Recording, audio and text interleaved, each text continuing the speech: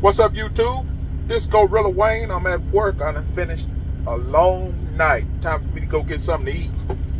I wanted to put a video up, tell you guys a little bit about our St.Luke Extension Clinic and C.F.O experience. Well, we finally got that appointment at the Manila Embassy. And it was time to schedule.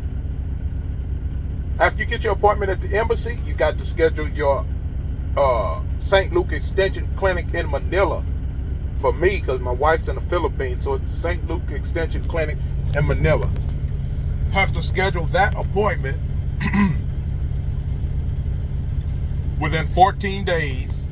They wanted a 14-day spread to the Manila Embassy. So you go to the St. Luke Extension Clinic appointment, and then 14 days, no more than 14 days. They wanted around 14 days, you go to the Manila Embassy. Well, we made that appointment, and the Manila Embassy was 11 days later, and I was afraid it wasn't going to be enough time for the results and the records from the blood tests and the shots to go to the Manila Embassy. But when she went to the St. Luke Extension Clinic, they would not give anybody any records or paperwork. They said, don't worry, we're sending everything to the embassy and it'll be there within 3 days. So that worked out. So it don't have to be exactly 14 days. I was 11 days and it was fine. And it's also a 2-day appointment. And I made a mistake and scheduled on Fridays. So she was stuck there till Monday. Because it's a weekday appointment. It's a 2-day appointment. And you have to, there was also a typhoon. So she was there a while. Then we went to the Manila Embassy. We got a 221G letter. It says refused because the NBI police clearance, National Bureau of Investigation, NBI police clearance, needed to be updated. She needed to have her husband's last name on that. See, we were married. We married, and we had the paperwork to prove that to the United States Immigration and Customs Service, USCIS, and NVC. It was good enough for them, but it wasn't good enough for the embassy. Your marriage paperwork has to be registered in the country where your beneficiary is.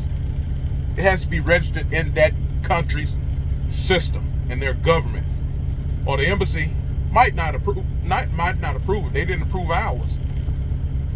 I happen to think to get the Philippine Statistic Authority, get that updated. That was in the system. She went and got that. It was there. It took 6 months to get in the system because we got married in the United States video conference. So after you get married, immediately you got to do a report of marriage, so it will be in the beneficiary's country system, because Manila wants to see it on their record. So I had to get the NBI updated because the first one said single, because it wasn't updated in the system. I didn't think it was a big deal. I thought the NBI was all about a clean police record. And I made a note of that it shows single because it takes 6 months for the marriage to get updated in the system, and the NVC approved it, but not the embassy. So we got refused. That next day, we went and got a new NBI. It showed her married.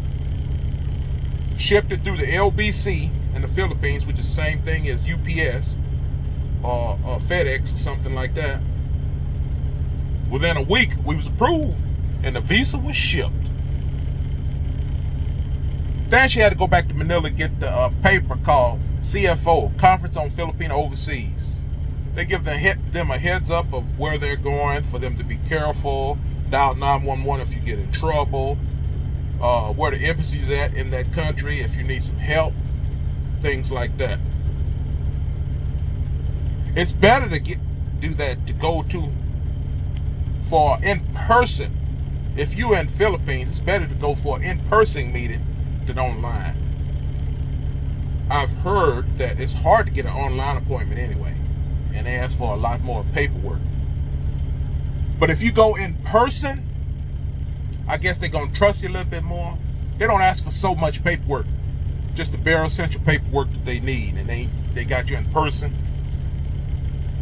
you know, and they see you got all your paperwork with you. They just ask for what they need. They don't get carried away with the paperwork.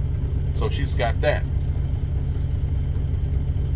So hopefully she'll be here soon. We just got to go through the immigration at the airport, and I will be making a video then of my wife's first day in the USA, if the Creator blesses her to come through on that. Well, folks, I'm gonna post more about that